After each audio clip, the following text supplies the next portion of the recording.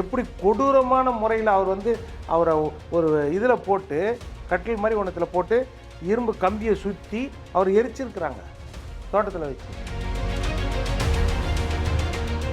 பாலியல் வன்கொடுமை எல்லா இடத்துலையும் கண்ட்ரோல் இல்லாமல். ஒரு பக்கம் பாலியல் வன்கொடுமை, சின்ன குழந்தையிலேருந்து பாட்டி வரைக்கும் 28 இடங்கள்ல காயம். கண்ணை கட்டி என் கால் மேல பாறாங்கல்ல வச்சு ஈர சாக்க போட்டு இரும்பு கம்பியால அடிச்சு உடைச்சாங்க. இப்ப 3 சிறுமிகளை பாலியல் வன்கொடுமைக்கு ஆக்கப்பட்டார். அவருக்கு தூக்கு தண்டனை கொடுத்திருக்காங்க. அந்த மாதிரியான வழக்குகள் நான் என்ன கேக்குறேன், அதுக்கு முன்னாடி நடந்த வழக்குகள்ல தீர்ப்பு வந்துச்சா? பை தி பீப்பிள் நேயர்களுக்கு வணக்கம். நான் பவித்ரா சேவியர். இன்றைய நேர்காணலில் நம்மோடு இணைந்திருக்கிறார் அரசியல் விமர்சகர்கள் பொன்வில்சன் அவர்கள். வாங்க அவர்கிட்ட பேசலாம். வணக்கம் சார். வணக்கம் சார். ரொம்ப பரபரப்பான பல்வேறு செய்திகளும் அதிர்ச்சிகரமான செய்திகளும் இப்போ நடந்துட்டு இருக்கு அப்படிங்கிறத பார்க்குறோம். ஒருபுறம் பெட்ரோல் டீசலுக்காக மக்கள் குவியறாங்க. ஒரே நாளில் 3.5 கோடி வரைக்கும் பெட்ரோல் கோடி லிட்டர் வரைக்கும் வாங்கப்பட்டிருக்கு, நேற்று விற்கப்பட்டிருக்கு அப்படிங்கிற தகவல் வருது. இன்னொரு பக்கம் கேஸ் சிலிண்டர் தட்டுப்பாடு இருக்கும் அப்படின்னு உணவகங்கள்லாம் மூடுறாங்க, அதை பார்த்துட்டு இருக்கோம். இன்னொரு பக்கம் ரொம்ப கொடூரமா பாலியல் வன்புணர்வுகள் அதிகமாயிட்டே இருக்கு நாளுக்கு நாள் அப்படிங்கிறத பார்க்குறோம். கோவையில் நடந்த சம்பவத்துக்கு தீர்ப்பு வந்த 4வது நாளில் 7 சம்பவங்கள் நடந்துருச்சு. ஒவ்வொரு இடமும் கூட்டு பாலியல், 14 வயது சிறுமி, 17 வயது சிறுமி அப்படின்னு நம்ம நம்பத்தகாத அளவுக்கு ஒவ்வொரு நாளும் குற்றச்செயல்கள் அதிகமாயிட்டே இருக்குங்கிறதையும் பார்க்குறோம். இந்த சூழல்ல தேர்தல் வரப்போகுது. இது அரசியலுக்காக மாற்றப்படும் கருத்து அப்படின்லாம் சொன்னாலுமே இப்படி ஒரு சமூகத்துல நம்ம இருந்துட்டு இருக்கோம் அப்படிங்கிறது எவ்வளவு அவலமா இருக்கு. இதை எப்படி பார்க்குறீங்க? இது எப்படி அரசு கையாளணும்? இல்லை, இப்போ நம்ம மாநிலத்தில் இப்போ சட்டமன்ற தேர்தல் நடக்க போகுது. மாநில தேர்தல். இங்கே ஆட்சியில் இருக்கிறது திராவிட முன்னேற்ற கழகம். இப்போ திராவிட முன்னேற்ற கழகம் கடந்த 5 ஆண்டுகளாக தங்களுடைய ஆட்சியை, நிர்வாகத்தை எப்படி கையாண்டாங்கன்றது ஒரு கேள்வி. இப்போது கேஸ் ஷார்ட்டேஜு, பெட்ரோல் ஷார்ட்டேஜ் அப்படின்னா இது உண்மையா? இது எந்த அளவுக்கு? இது யார் அவாய்ட் பண்ணியிருக்க முடியுமா? மாநில அரசோ இல்லை மத்தியில் இருக்கிற பிஜேபியோ இதை வந்து தவிர்த்திருக்க முடியுமா? இது 2 தான் கேள்வி. இப்போது முதல் விஷயமா இந்த பெட்ரோல் டீசலு இல்லைன்னா கேஸ் எடுத்துக்கிடுங்க. இதில் எப்படின்னா, இது சர்வதேச அளவில் நடக்கிற ஒரு போர். அந்த போரின் காரணமாக சில பொருட்கள், அத்தியாவசிய பொருட்கள், இந்த மாதிரி பொருட்கள் தடங்கள் ஏற்படும் அப்படின்றது இதை வந்து தவிர்க்க முடியாத ஒரு சூழ்நிலை மத்திய அரசுனாலும் சரி, மாநில அரசுனாலும் சரி. ஆனால் சில விஷயங்களை வந்து எடுத்துகிட்டு இவங்க அந்த பேச்சுவார்த்தையிலையோ இல்லைன்னா ஒரு தூர பார்வையிலையோ இந்த தட்டுப்பாடை வந்து ஓரளவுக்கு தவிர்க்கலாம். அதை மத்திய அரசு திறம்பட இன்றைக்கி செய்துட்டு இருக்குது. உண்மையில் பார்த்திங்கன்னா பெரிய அளவில் தட்டுப்பாடுன்றது கிடையாது. நம்மளை பொறுத்த வரைக்கும் அதுதான். இப்போ க்ரூட் ஆயில் சப்ளை வந்து 190% வந்துட்டுருக்குது. பட்டு இந்த எல்பிஜி சப்ளையில் எடுத்துக்கிட்டிங்கன்னா அதில் வந்து 40% நம்ம உள்நாட்டு உற்பத்தி, 60% தான் வெளிநாட்டிலேருந்து நம்ம தருவிக்கிறோம். அந்த வெளிநாட்டிலேருந்து தருவிக்கும் போது அந்த வழித்தடத்தை ஈரான் வந்து மூடி இருக்கிறாங்க வழித்தடத்தை. ஆனால் இந்தியாவிற்கு வந்து ஒரு விசேஷ சலுகை கொடுத்து இப்போது 1க்கு 2 கப்பல்கள் மும்பை துறைமுகத்துக்கு வந்தாச்சு. கண்டெய்னர், ஏராளமான கண்டெய்னர் கொண்ட கப்பல்கள் வந்தாச்சு. அப்போது இந்தியாவுக்கு வந்து அவங்க ஒரு சிறப்பு சலுகை மாதிரி அதை அனுமதிக்கிறாங்கன்றது பேச்சுவார்த்தையில் தெரிஞ்சு நம்ம வெளியுறவுத்துறை அமைச்சர் வந்து அவங்க வெளியுறவுத்துறை அமைச்சர்கிட்ட பேசினார். அதனால் தட்டுப்பாடுன்றது கிடையாது. இது செயற்கையான தட்டுப்பாடு. அதாவது எப்படின்னா, ஒரு 10% ஷார்ட்டேஜ் இருக்கிறத 90% ஷார்ட்டேஜாக காட்டுறது. எப்படின்னா, ஒரு பேனிக்கை உருவாக்குறது. அந்த பேனிக் வந்து இயற்கையாக வந்து மக்கள் மத்தியில் இருக்கும். ஒரு பக்கம் பார்த்திங்கன்னா, இப்போ பெட்ரோல் போடுறவங்களும் என்ன, 1 லிட்டர் போடுறவங்க ஃபுல் பண்ணிவிடுங்கன்னுவாங்க. எல்பிஜி வந்து ஒரு சிலிண்டர் காலியாக தான் இருக்கும், இன்னொரு சிலிண்டர் அவங்களுக்கு 2 மாதம் வரும் சில வீட்டில். இப்போ எதுக்கு அந்த காசை முடக்கணும்னு வெயிட் பண்ணிகிட்டு இருப்பாங்க. இப்போ என்ன செய்வாங்க, உடனே போய் அதை புக் பண்ண பார்ப்பாங்க. அப்போ அங்கே வந்து குவியும் போது செயற்கையான ஷார்ட்டேஜ் உருவாகும், கண்டிப்பாக உருவாகும். இதை மேனேஜ் பண்ண வேண்டிய இடத்துல யார் இருக்கா? மாநில அரசாங்கம், திராவிட முன்னேற்ற கழக அரசாங்கம் தான் இதில் எந்த அளவுக்கு தடுப்பு நடவடிக்கை எடுத்து கிடைக்கிற எல்பிஜி அதே மாதிரி கிடைக்கிற பெட்ரோலை வந்து எந்த அளவுக்கு சீராக கொண்டு போக முடியும், இதை அவங்க செய்யணும்ல. இந்த விஷயத்தில் அவங்க செய்கிறாங்களான்னா இது ஒரு பெரிய கேள்விக்குறியாக இருக்குது. அந்த ஒரு இதில் அரசியல் பண்ணக்கூடாது அப்படின்றது உண்மை.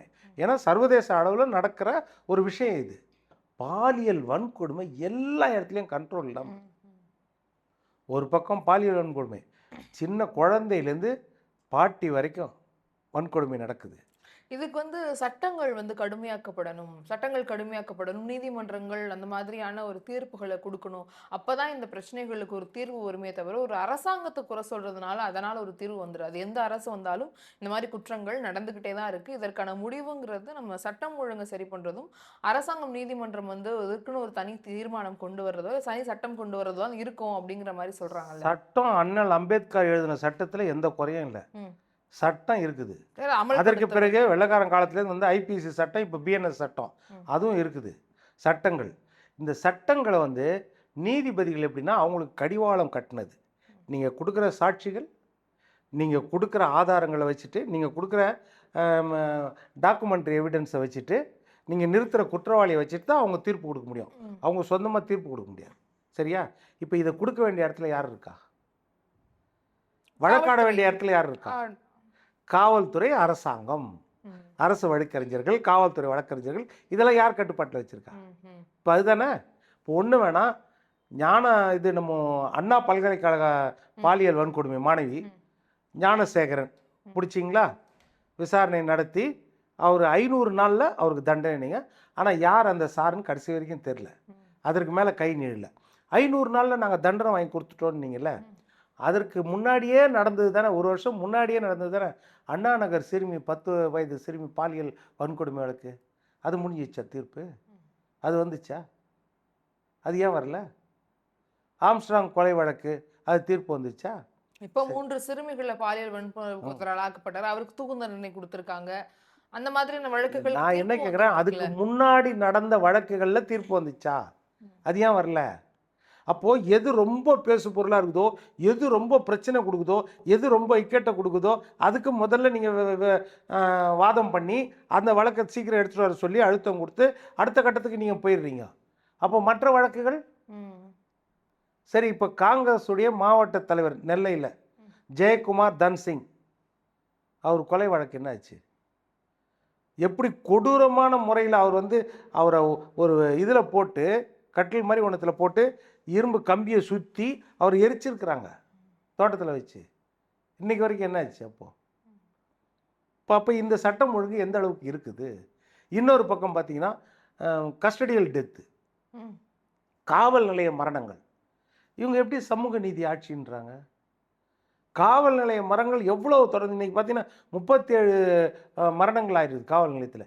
இல்லீகல் கஸ்டடியல் டெத் வேறு இருக்குது. அஜித்குமார் வழக்கு கஸ்டடியல் டெத் இல்லாமல் இல்லீகல் கஸ்டடி, அதாவது காவல்துறையே கூலிப்படையாக மாறி இல்லீகலாக எந்த எஃப்ஐஆரும் இல்லாமல் எதுவும் இல்லாமல் அவங்கள எடுத்துன்னு போய் அது மிளகா பொடியெல்லாம் தூவி அவரை கொடூரமான முறையில் கொலை செய்திருக்காங்க. அப்போ இதுக்கு என்ன சொல்லுவீங்க? சரி, அதுக்கு என்ன சொன்னார்? முதலமைச்சர் ஃபோன் பண்ணி சாரி, இனிமேல் நடக்காது சொன்னாரா இல்லையா? இப்போ ஆகாஷ் மரணம் என்னது சொல்லுங்கள். நம்ம சிவகங்கையில் மானாமதுரையில் ஆகாஷ்ன்ற இளைஞனை எப்படி அடித்து கொண்டிருக்காங்க. இன்னைக்கு ரிப்போர்ட் வந்திருக்குதுல்ல, அது வாக்குமூலம் பார்க்கும்போது ரொம்ப கஷ்டமா, எவ்வளோ கஷ்டமாக இருக்குது. 28 இடங்கள்ல காயம். என்ன சொன்னாரு? கண்ணை கட்டி என் கால் மேலே பாறாங்கல்ல வச்சு ஈர சாக்கை போட்டு இரும்பு கம்பியால் அடித்து உடைச்சாங்க. அப்படி இது எவ்வளோ காட்டு மிராண்டித்தனமான விஷயம் சொல்லுங்க. எந்த தைரியத்துல காவல்துறை இந்த மாதிரி செயல்களை தொடர்ந்து செய்யறாங்க சார்? அவங்க மேல நடவடிக்கை எடுக்கப்படுங்கிற பயம் இல்லை? இப்ப இந்த வாக்குமூலம் கொடுத்துருக்காங்க, இவங்களுக்கு ஒரு கடினமான இனிமேல் இன்னொரு லாக்அப் டெத் நடக்க முடியாத அளவுக்கு ஒரு தீர்ப்பு வரும்னு எதிர்பார்க்க முடியுமா? அந்த தீர்ப்பு வரணுமா இல்லையா? இப்போ நீங்கள் அதுதான் எதிர்பார்க்குறீங்க. என்ன எதிர்பார்க்குறீங்கன்னா, இப்போது காவல்துறை மேலே நடவடிக்கை யார் எடுப்பா? அரசு தானே எடுக்கணும். அரசு தானே காவல்துறை துறை ரீதியான நடவடிக்கை மட்டும் எடுத்தால் போதுமா? ஒருத்தர் என்ன செய்வீங்க, 6 மாதத்துக்கு இன்னொரு இடத்துக்கு ட்ரான்ஸ்ஃபர் பண்ணுவீங்க, இல்லைனா சீருடை டிபார்ட்மெண்ட் ட்ரான்ஸ்ஃபர் பண்ணுவீங்க. இன்னொரு நீங்கள் 1 வருஷம் கழிச்சு பார்த்தீங்கன்னா அவர் மறுபடியும் இங்கேயே வந்துட்டுருப்பார். ஆனால் இந்த மாதிரி செயல்கள் செய்கிற காவல்துறை தான் பாலியல் வன்புணர்வு பாரியான பிரச்சனைகளுக்கு உடனே துரிதமாக நடவடிக்கை எடுக்க மாட்டேங்கிறாங்கன்ற குற்றச்சாட்டுகளும் வருது. இப்போ விளாத்திக்குளத்தில் அதுதான், விளாத்திக்குளத்தில் அந்த பெண் பற்றி புகார் தெரிவித்தா அந்த புகாருக்கு அலைக்கழித்து அவங்கள திட்டி அந்த ஆய்வாளர் இன்றைக்கி என்னாச்சு, அந்த பொண்ணு கொடூரமான முறையில் கொல்லப்பட்டிருக்கார் பாலியல். அப்போ இப்போ என்ன செய்றீங்க, அந்த ஆய்வாளர் சஸ்பெண்ட், அந்த பெண் ஆய்வாளர். சரி ரவி. இதை செய்கிறீங்கள, இதுக்கு 1 வருஷம் 2 வருஷம் முன்னாடி உதாரணம் காட்டுறேன். இதுக்கு அண்ணா நகரில் சிறுமி பாலியல் வன்கொடுமை வழக்கு, அந்த ஆய்வாளர் ராஜி என்ன செய்தாங்க, போக்சோ வழக்கில் அந்த பெற்றோர் கீழ்ப்பாக்கம் மருத்துவமனையில் அட்மிட் பண்ண பிறகு அவங்க போய் புகார் தெரிவிக்கிறாங்க. மருத்துவமனை மருத்துவர்களே அந்த காவல் நிலையத்தில் புகார் தெரிவிக்கிறாங்க, பாலியல் வன்கொடுமை நடந்துக்குது, இதை நீங்கள் கவனிக்கலன்னு. புகார் தெரிவித்த பிறகு அந்த சதீஷோ என்னமோ ஒரு பையன் கேன் தண்ணி போடுற பையன் அவன் மேலே புகார் தெரிவித்தா ஆய்வாளர் என்ன சொல்கிறாரு, அந்த பெற்றோரை திட்டி அந்த பேரெல்லாம் போடக்கூடாது. அந்த வீடியோ அந்த ஆடியோலாம் வெளியே வந்த பிறகு அதற்கு பிறகு நீதிமன்றம் தானாக எடுத்து இந்த வழக்கை சிபிஐ கிட்ட கொடுப்பேன்து. இதை பார்த்தா மனித மிருகங்கள் செய்த வேலையாக இருக்குது. இது சிபிஐ கிட்ட கொடுத்தா அரசாங்கம் என்ன செய்யுது, உச்ச நீதிமன்றத்துக்கு போகிறாங்க. சிபிஐ என்கொயரி வேண்டாம், திமுக அரசாங்கம் நாங்கள் பார்த்துக்குறோம் அப்படின்னு சொல்லி எஸ்ஐடி சிறப்பு புலனாய்வு குழு அமைச்சாங்க. 3 பேர் ஐபிஎஸ் அதிகாரி. அந்த ஐபிஎஸ் அதிகாரி என்னென்னா தமிழ்நாட்டு கேடராக இருக்கக்கூடாது அப்படின்னு உச்சநீதிமன்றம் சொல்லி அனுப்பிச்சு.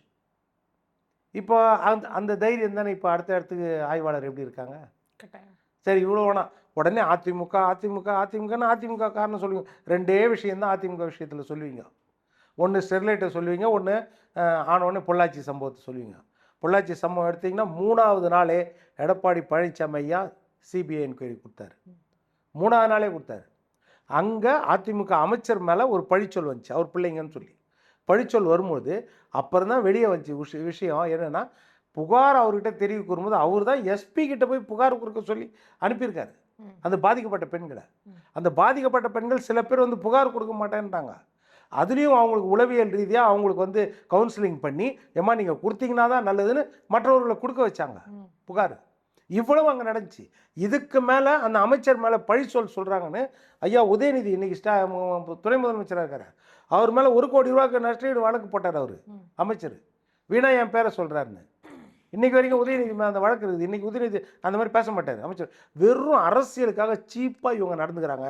அதே மாதிரி அந்த ஸ்டெர்லைட் விஷயம் எடுத்திங்கன்னா உடனடியாக எடப்பாடி என்ன செய்தார், அருணா ஜெகதீசன் கமிஷன் போட்டு அந்த கமிஷன் 17 காவல்துறை அதிகாரிகள், அதில் கலெக்டர் முதற்கொண்டு மாவட்ட ஆட்சியர்லேருந்து தாசில்தார்லேருந்து அத்தனை பேரையும் அதில் குறிப்பிட்டிருந்தாங்க. இது யாருக்குன்னா டிஎஸ்பி வந்து எஸ்பிக்கு தெரியாமல் ஆர்டர் கொடுத்துருக்காரு, எஸ்பி டிஐஜிக்கு தெரியாமல் ஆர்டர் கொடுத்துருக்காரு. இதெல்லாம் வாக்குமூலத்தோடு பதிவு. இவங்க மேலே இந்த 17 அதிகாரிகள் மேலே நீங்கள் என்ன செய்யணும்னா கிரிமினல் நடவடிக்கை எடுக்கணும்னு ரெக்கமெண்ட் பண்ணாங்க. இன்றைக்கி வரைக்கும் என்ன செய்தாங்க, அதில் சைலேஷ்குமார் யாதவ் அத்தனை அதிகாரிகளுக்கும் பதவி உயர்வு கொடுத்துருக்காங்க திமுக. அப்போ இவங்களோட நிர்வாக சீர்கேடு எந்த அளவுக்கு திமுக இருக்குது. இது ஒரு பக்கம், இன்னொரு பக்கம் ஜாதிய கொடுமை எந்த அளவுக்கு இருக்குது. அந்த திருநெல்வேலி அதாவது ஸ்கூல் படிக்கிற பிள்ளைங்க வந்து பையில் அருவாளை தூக்கி போய் வெட்டுறாங்கன்னா இதில் என்ன செய்யுது. நீங்கள் நாங்குநேரில் இரட்டை கொலை, நாங்குநேரில் இரட்டை கொலை கண்டபடி தெருவில் பூந்து வெட்டுறாங்க. அப்போ நீங்கள் சந்திர தலைமை கமிட்டி போட்டிங்களா, அந்த கமிட்டி என்ன சொல்லிச்சு, அதோட பரிந்துரை என்ன அளவுக்கு பண்ணீங்க, அப்போ கவுன்சிலிங் எந்த அளவுக்கு பண்ணியிருக்கீங்க இதில். அப்போ என்னன்னா இதில் என்ன தெரியுமா பின்புலம், இவங்க அமைச்சர்களே ஜாதி மாநாட்டில் ஜாதி சங்க கூட்டத்தில் போய் கலந்துக்கிறாங்கல்ல. ஆனா மக்கள் வந்து ரொம்ப மகிழ்ச்சியா இருக்காங்கன்ற மாதிரியும் திரும்பவும் எங்க ஆட்சி தான் வருங்கிற மாதிரியும் பிரச்சாரங்களை தொடர்ந்து பண்ணிக்கிட்டே இருக்காங்க. அடுத்து அவங்க தான் வரப்போறாங்கன்றது ரொம்ப ஸ்ட்ராங்கா நம்புறாங்க அப்படின்னு சொல்லலாம். அவங்க வர்றதுக்கான வேலைகள் நடந்துட்டு இருக்கு, மக்கள் ஆதரவும் இருக்குங்கிற மாதிரி ஒரு விஷயம் போயிட்டு இருக்குல்ல சார். அது இப்போ மக்கள் ஆதரவு அவங்களுக்கு இருக்குது, நல்லா தானே பண்ணியிருக்காங்க, மக்கள் சந்தோஷமாக தானே இருக்கிறாங்க. எதுக்கு இங்கே கூட்டணி கட்சி சீட்டெல்லாம் குறைச்சின்னு தேமுதிக உள்ள சேர்க்குறீங்க. 22 கட்சிகளோட அவங்க வலுவா இருக்கணுங்கிறதுக்காக எல்லாரையும் சேர்த்துக்கிறாங்க. கூட்டணி அதுக்கு முன்னாடி வலு இல்லை, அப்போ வலு இல்லை, அப்போ வலு உங்ககிட்ட இருக்குது. நீங்கள் வெற்றி கூட்டணி தானே சொல்கிறீங்க, மக்கள் தான் சந்தோஷமாக இருக்கிறாங்களே. இருக்கிற கட்சியெல்லாம் பலவீனப்படுத்தி அவங்ககிட்ட இருக்கிற சீட்டெல்லாம் பிடுங்கிட்டு உங்கள் வெற்றிக்கு பங்கு கொடுத்த அந்த கட்சிகள் கடந்த 10 வருஷமாக உங்களுக்கு விசுவாசமாக இருந்து உங்களை ஆட்சி கட்டில் உட்கார வச்சுட்டு அவங்க எதையும் அனுபவிக்காமல் வெறும் எம்எல்ஏவை மட்டும் வச்சுட்டு உட்காந்துருக்கிற கட்சிகளை இப்போ உங்களுக்கு குறைச்சிருவேன், 0.5% கூட இல்லாத தேமுதிக உள்ளே சேர்ப்பேன், அவங்களுக்கு ராஜ்யசபாவும் கொடுப்பேன், ஆனால் உங்களுக்கு ஏற்கனவே விசுவாசமாக இருந்தவங்கள உங்களை நான் பலவீனப்படுத்தி உங்கள் சீட்டை குறைச்சிருவேன். இது எப்படி ஏற்றுக்க முடியும்? கூட்டணிங்கிறது ஒரு சாணக்கியத்தனம் தானே. அரசியல் எல்லாரும் இப்ப நீங்க கூட்டணியில இல்லையா, அதுதான் கூட்டணி கட்சிகள் அப்படிங்கிற விஷயத்தை திமுக அந்த சாணக்கியத்தனத்துல சரியா இருப்பாங்க. எப்படின்னா எந்த கட்சியும் கூட இருக்கிற கட்சி வளரக்கூடாதுன்றதுல அவங்க சாமர்த்தியமா இருப்பாங்க. அதில் வந்து ஏன் அப்படி சாணக்கியத்தனம். சொல்றீங்க சார்? அவங்க மத்த கட்சிகள் ஆமாங்க. வளரக்கூடாதுன்னு நீங்க நினைக்கணும். சரி, இப்போ காங்கிரஸ் என்னையிலேருந்து அவங்க கூட கூட்டணியில் இருக்குது சொல்லுங்கள்? 2004லேருந்து 4ல இருக்காங்க. இருந்து இருக்காங்க. வாஜ்பாய் அரசாங்கத்துக்கிட்டேருந்து இவர் ஷிஃப்ட் ஆகிட்டார் இந்த பக்கம். 2003ல் அங்கேருந்து அப்படியே நைஸாக ஷிஃப்ட் ஆகி 2004ல் காங்கிரஸ் கூட்டணிக்கு வந்துட்டாங்க திமுக. எதனால வாஜ்பாயை விட்டு காங்கிரஸ் கூட்டணிக்கு வந்தாங்க? வாஜ்பாய் நல்ல தலைவர் தானே, இவங்க தானே சொன்னாங்க. Good man in a bird பார்ட்டின்னு சொன்னாங்களா இல்லையா? சொன்னாங்களா அருமையான தலைவர்னு. அவரை விட்டு எதுக்கு வந்தாங்க? காரணமே கிடையாது. அவங்களுக்கு தெரிஞ்சிச்சு இவர் தோக்க போகிறாருன்னு. இந்த சைடு வந்தாச்சு, சோனியா காந்தி அம்மா பக்கம் வந்தாச்சு. இந்த பக்கம் இருந்தாங்கல்ல. 2011ல் நீங்கள் இப்போ கணக்கு எடுத்திங்கன்னா 2011ல் 63 சீட்டு கொடுத்தாங்க காங்கிரஸுக்கு. இவங்க கூட்டணியிலே தான் காங்கிரஸ் இருக்குது கரெக்டாக தமிழ்நாட்டை பொறுத்த வரைக்கும். 2011ல் 63 சீட்டு. அவங்க வாங்கினது 9.67%, 10% ஓட்டு வாங்கினாங்க காங்கிரஸ். அடுத்த 5 வருஷம் அப்படியே வாங்க பின்னாடி. அந்த 5 வருஷம் வந்தீங்கன்னா திருப்பி 2016ல் எலெக்ஷன். அந்த காங்கிரஸ் கூட்டணியில் தானே இருக்குது, அவங்களுக்கு விசுவாசமான தான் இருக்கிறாங்க. அப்போ 63 70 ஆக்கணும்ல சீட்டு. 63 41 ஆக்கியாச்சு. கிட்டத்தட்ட 22 சீட்டு குறைச்சாச்சு காங்கிரஸுக்கு. குறைச்சிட்டிங்களா? 41 ஆக்கிட்டிங்களா? ஓட்டு சதவீதம் அவங்க 10% கிட்ட வாங்கினாங்க, 9.67. அது அப்படியே 6 ஆயிடுச்சு காங்கிரஸுக்கு. இவங்க மட்டும் இன்க்ரீஸ் பண்ணிக்கினாங்க இவங்களுது திமுக. உங்க வெற்றி வாய்ப்பு எவ்வளவு இருக்கோ அத்தனை தொகுதிகள் கொடுத்து அதை மட்டும் வெற்றிய வாய்ப்பா கொண்டு வர. ஆமாம், இவங்க கூட்டணியில் இருந்தால் கூட்டணி கட்சிக்கு எப்படி வெற்றி வாய்ப்பு? இவங்களுக்கு மட்டும் வெற்றி வாய்ப்பு இருக்குது, கூட்டணி கட்சிக்கு இல்லையா வெற்றி வாய்ப்பு? அடுத்தவங்க பார்த்தீங்கன்னா 25 கொடுத்தாங்க, 18 அதை தான் சொல்றேன். இல்லை, குறைவா கொடுக்கும்போது அதிக தொகுதிகள் வெற்றி பெறாங்க. சோ கம்மியான தொகுதிகள் நிறைய வேலை இப்போ செய்யுங்க. 2006ல் 48 கொடுத்தாங்களே, 34 ஜெயிச்சாங்களே. திமுக ஜெயிச்சு காங்கிரஸ் மட்டும் தோக்குதா? திமுகவும் சேர்ந்தன தோக்குது. ஆமா, தோக்கும்போது திமுகவும் சேர்ந்தன தோக்குது, ஜெயிக்கும் போது திமுகவும் சேர்ந்தன ஜெயிக்குது. அப்புறம் எப்படி கூட்டணி கட்சிக்கு மட்டும் பலிகாடு ஆக்குறது சொல்லுங்க?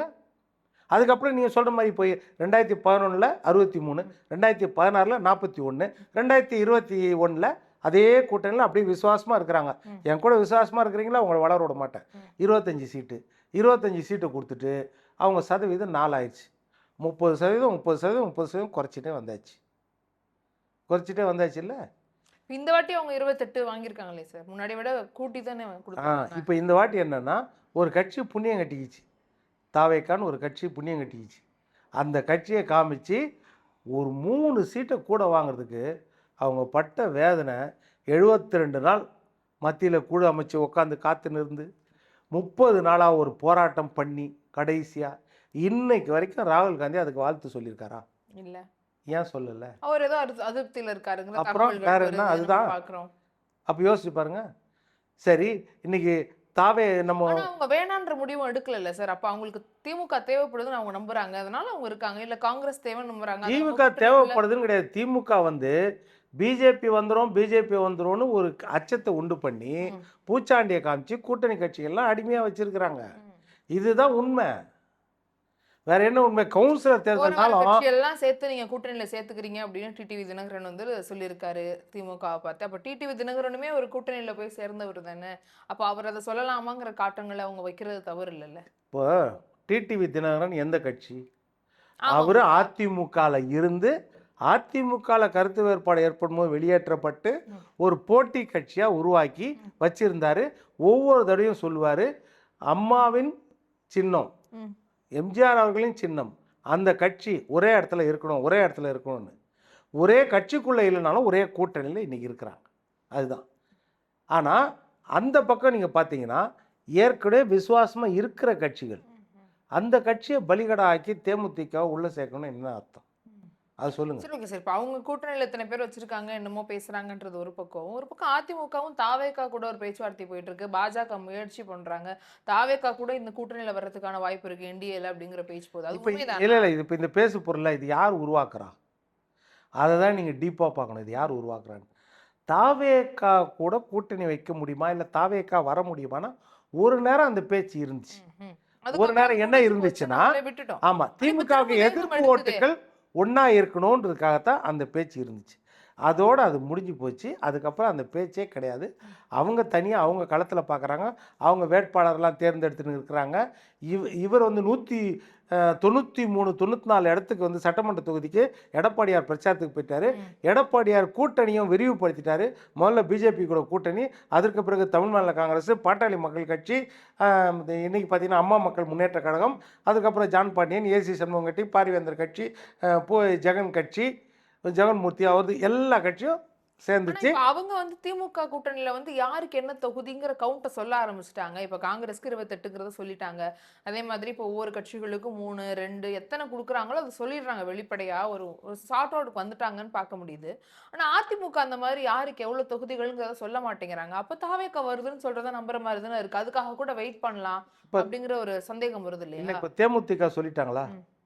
ஒன்னொன்னா சொல்லிட்டு இருக்காங்கன்னு சொல்லி ஒருத்தர் கூட நான் கேட்கறது என்னன்னா, கூட்டணியில் இருந்த கட்சிகள், அப்படியே தொடர்ந்த கட்சிகள், அவங்களுக்கே சொல்லலை, அவங்களுக்கே இழுத்தடிச்சு சொல்லிட்டு இருக்காங்க.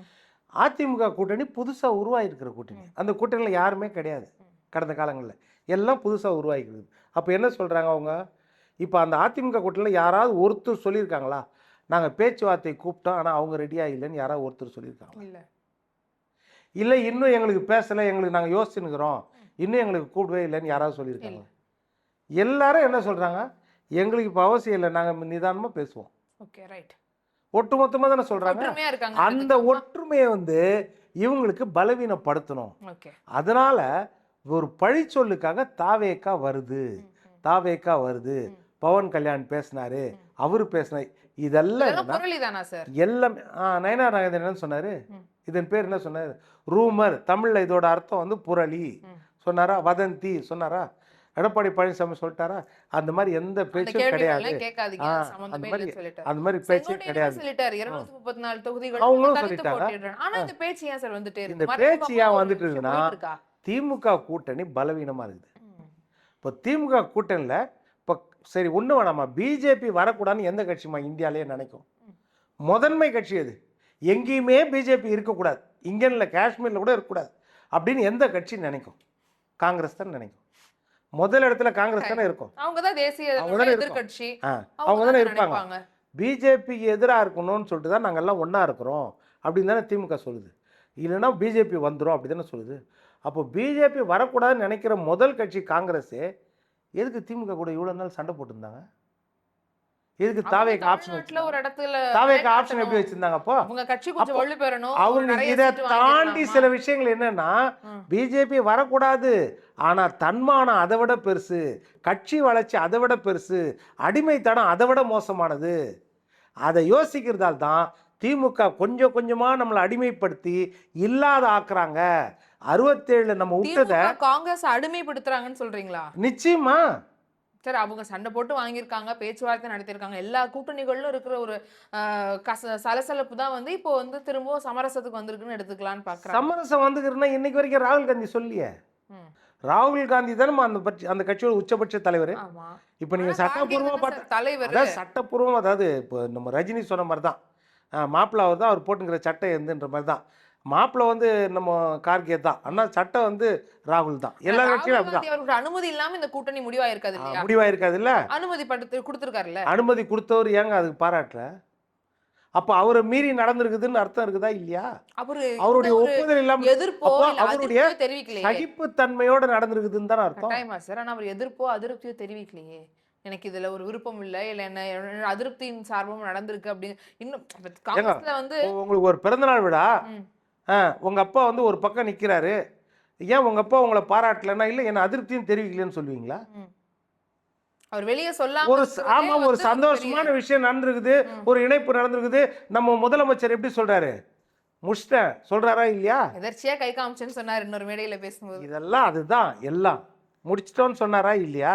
அது மாதிரி ஏன் ராகுல் காந்தி சொல்ல ஒரு தோனியில சொன்னார். இப்ப நானும் இல்லைன்னு சொல்லி அது மாதிரி அவர் சொல்லலாம்ல.